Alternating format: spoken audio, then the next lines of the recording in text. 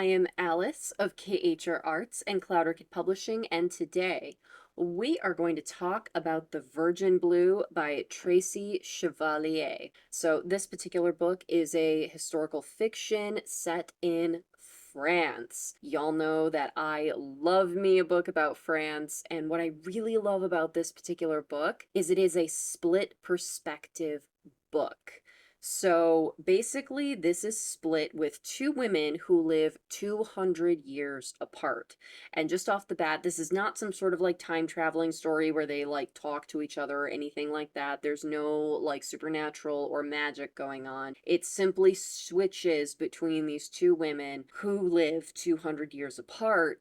And then the story culminates with why are we hearing from these two different women that are living in completely different time periods, but ultimately are living in the same area of France. And I don't want to give y'all a spoiler, but oh my god, y'all, the ending blew me away. I literally screamed at the book. Like, the ending will blow your mind. Truly blow your mind. So don't want to give any spoilers, and that is not a thing that I say lightly. Like, it is very rare for me to get to an ending and be surprised, and also be surprised to that level. Like, very wow.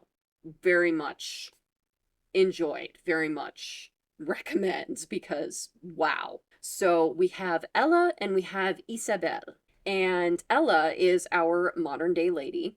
She and her husband are deciding to move to the countryside in France. And she's doesn't really know French. She has to, like, brush up on it. And her father suggests, hey, why don't you get in contact with your cousin that lives in Switzerland? They can give you some pointers, give you some help. And so she's kind of taking in all of this all at once. With we're living in this new place, I'm learning this new language, I'm learning this new culture, I'm learning the history of the place that I'm suddenly living in now, specifically the history of this countryside she's moving to, and also specifically learning about the history of the house she's moving into. So that's not so much a spoiler as much as that's what I can let y'all know about, is that the house is what ties these two women together, because they both lived in this house. This is a like 200-year-old house. And so it flip-flops between Ella and Isabel's daily lives, and you just learn about how these two women, went about their lives, went about, what their daily life looked like in the world. And so seeing this juxtaposition about modern day France versus France 200 years ago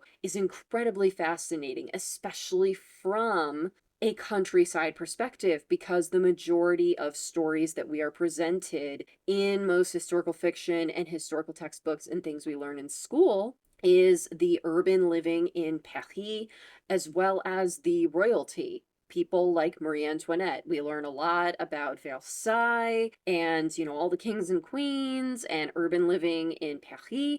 We don't really learn a lot about just normal, average peasant people living in the countryside. So it's really interesting to get that perspective in this book, because it is a historical aspect that frequently gets overlooked. And I just love how we kind of learn along with Ella, of learning about the history of this place and the history of this house, and also getting kind of little tidbits, so that we're kind of also learning along with her from the flashes of perspective from Isabel, where it's like, oh, okay, so, this is what this thing is that, Ella found out about, but she's like, what is this? I don't know what this is. And we're getting more detail than Ella is, and then Ella kind of catches up with the reader, going back and forth between Isabel and Ella, which I find fascinating, that there are parts where the reader gets to learn things faster than the main character of the story does, because we're also hearing from this other main character perspective. It's just so beautifully done, and I really love the pacing of the story.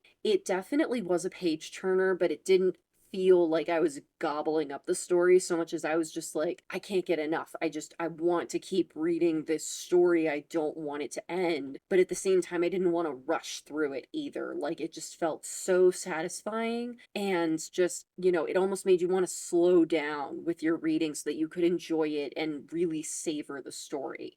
I will say that, like, these characters are not real, and the specifics of this story are not real, but a lot of the situational stuff is real. So it's kind of like they took a time period in France and they took that particular culture of that time period and that place in France, and then they made up some fictional people to live in that area and that time period and make up some fictional stuff about these fictional people. Day-to-day things that these peasants did are not exactly things that it's like, oh yeah, we found, this recorded journal or something, this is based off of this, peasant whoever. Like, it is fictional, but the time period and the way things are presented is all historically accurate. And so I really do enjoy those kind of stories where it does give more room for imagination so that you can really connect with the character, but at the same time not necessarily know what's going to happen next because they're not true historical figures that it's like, ah, yeah, we can just,